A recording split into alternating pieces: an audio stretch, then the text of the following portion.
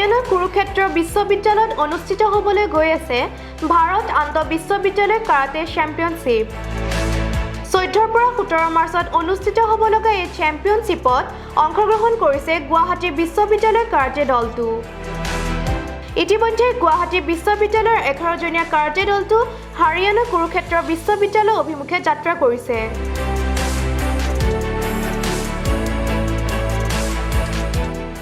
গুৱাহাটী বিশ্ববিদ্যালয়ৰ ছাত্ৰ কল্যাণ সঞ্চালক ডক্টৰ ৰঞ্জন কুমাৰ কাকতিয়ে জনায় যে কাবুল দাস আৰু ভাগ্যশ্ৰী শইকীয়াৰ নেতৃত্বত থাকিব এই কাৰাটে দলটো গুৱাহাটী বিশ্ববিদ্যালয়ৰ 11 জনীয়া কাৰাটে দলটোত থকা খেলুৱৈসকল হ'ল চান্দিনী জৈন হিমাংশু চহৰীয়া ভৃগু চহৰীয়া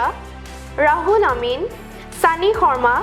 প্ৰাচুৰ্য গগৈ ছফিকুল ৰহমান মাছুমা বেগম নৱজ্যোতি মেছ ৰজিৰাণী শইকীয়া আৰু জুনমণি দাস